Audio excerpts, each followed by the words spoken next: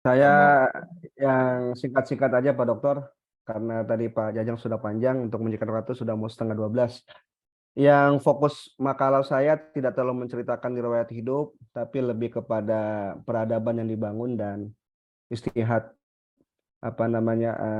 tasri yang dibangun atau yang dikembangkan oleh para khulafaur rasyidin. Pertama di zaman Abu Bakar, eh, di zaman Abu Bakar perluasan fokus kepada memerangi Bizantium kaum Romawi. Pemerintahannya eh, lebih fokus untuk melanjutkan perang-perang dari Rasulullah, khususnya perang melawan Bizantium kaum Romawi, perluasan ke Syria dan Sam. Masa awal pemerintahan Abu Bakar banyak diguncang oleh pemberontakan orang-orang murtad.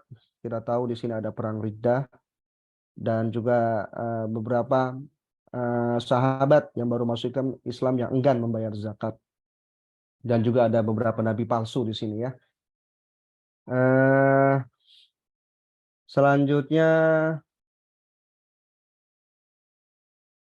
di zaman Umar bin Khattab,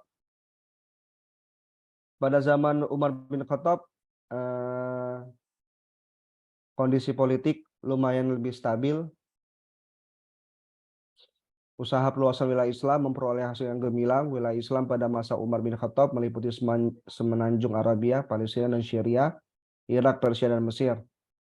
Di sini semakin terlihat ya, kalau misalnya kita lihat mungkin Abu Bakar ini kan memang sudah sepuh ketika menjadi khalifah, dan mungkin tidak terlalu berani mengambil istihad-istihad dan pembaharuan hukum. Baru terlihat di zaman Umar bin Khattab. Di sini sudah terlihat bagaimana siasahnya hukum tata negara Islamnya. eh, Struktur pemerintahan diatur oleh Umar sedemikian rupa. Sudah mulai ada pembagian-pembagian eh, legislatif, hukam, eksekutif sudah ada.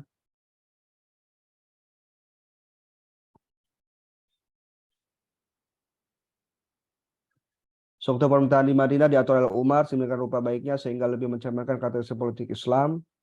Ada majelis syura dibentuk oleh Umar yang terdiri dari Muhajirin dan Ansar.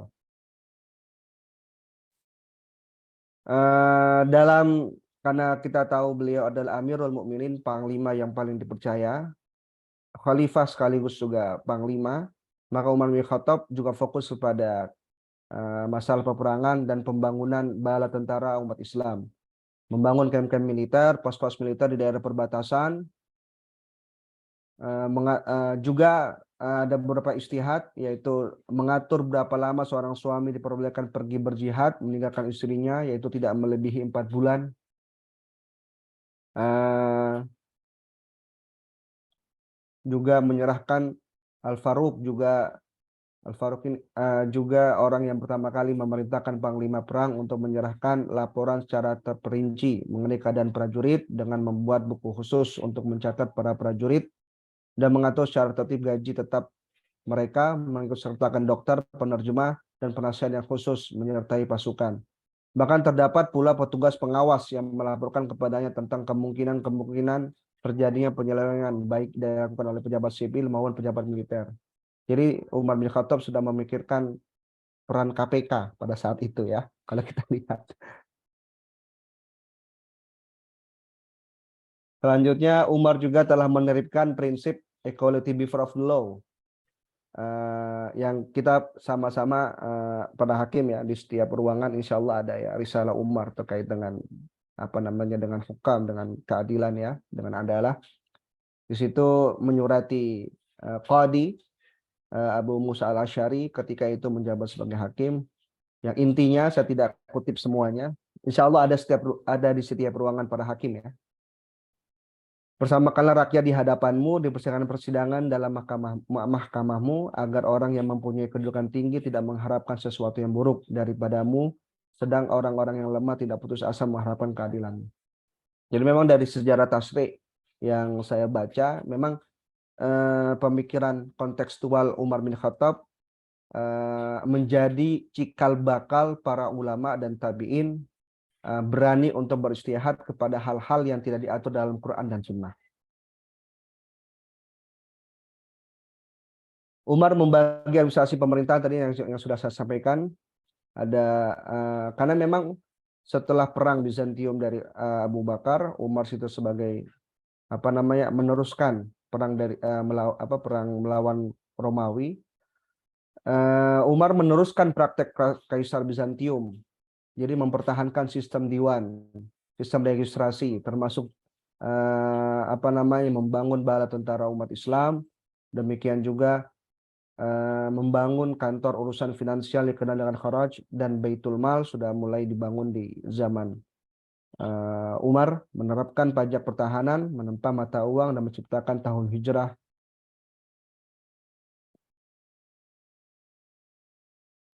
Beberapa istihad Umar yang apa namanya menafsirkan Al-Quran secara kontekstual, kita bisa lihat dari penafsiran Umar terhadap surat Taubah ayat 60. Di situ kan Allah memerintahkan juga memberikan zakat kepada apa nama mu'allafah qulubuhum, yang masih lain, apa namanya masih lemah qulubuhum, baru masuk Islam, takutnya keluar dari Islam, maka dia juga diberikan zakat.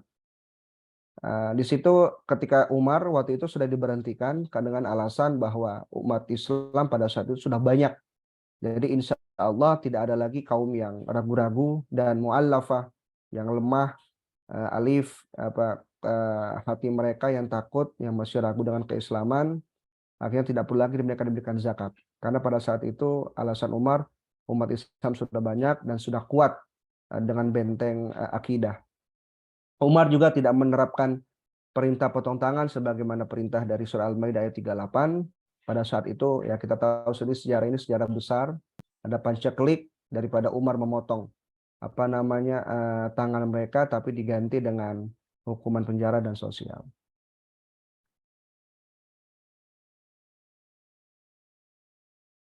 Pada zaman Utsman bin Affan, Utsman bin Affan adalah khalifah yang tertua kalau nggak salah 70 tahun ya ketika menjadi khalifah.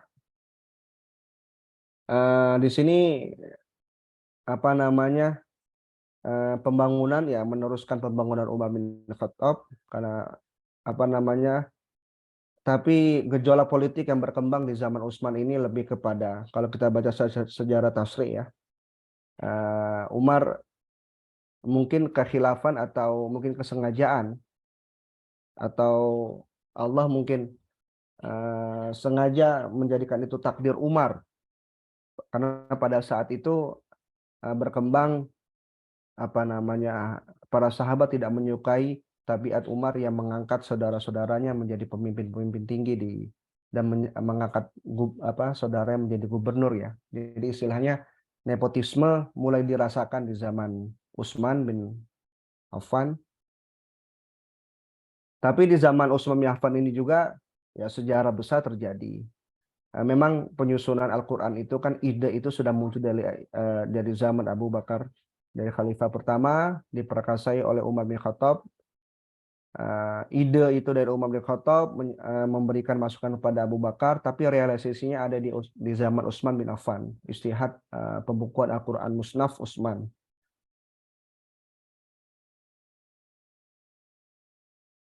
Di masa pemerintahan Utsman, wilayah kekuasaan Islam meluas sampai ke negeri Persia.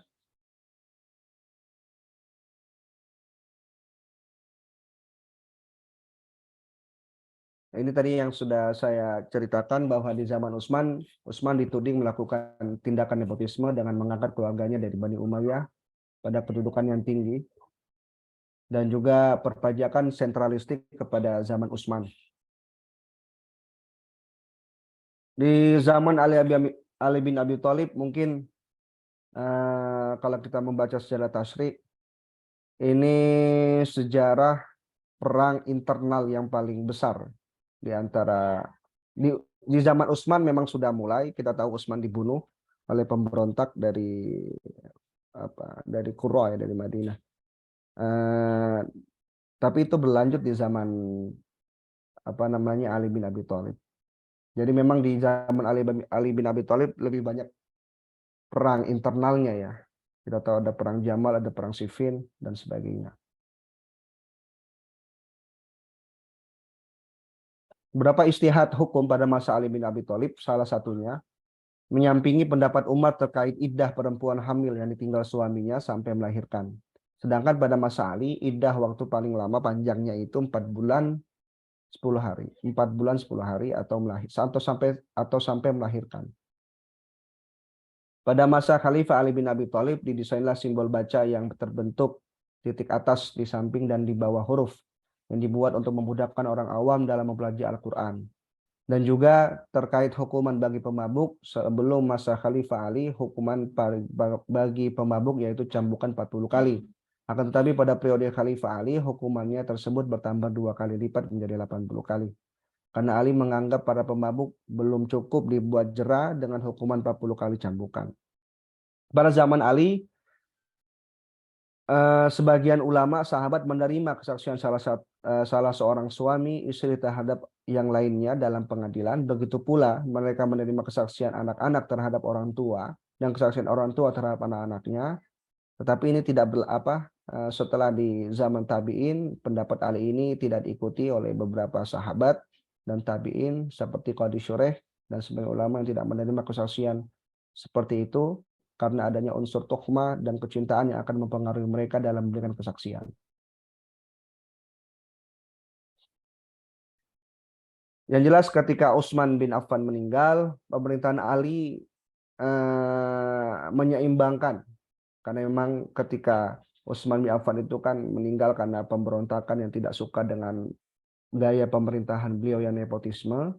Akhirnya Ali menyeimbangkan pemerintahan Utsman itu dengan menegakkan hukum finansial dan dinilai nepotisme yang hampir menguasai seluruh sektor bisnis, memecat gubernur yang diangkat Utsman bin Affan dan menggantinya dengan gubernur yang baru, mengambil kembali tanah-tanah negara yang dibagi-bagikan Utsman bin Affan kepada keluarganya seperti hibah dan pemberian yang tidak diketahui alasannya, secara jelas dan memfungsikan kembali Baitul Mal. Mungkin sekian Pak Dokter, fokus kepada istihad hukum dan peradaban yang dibangun. Terima kasih.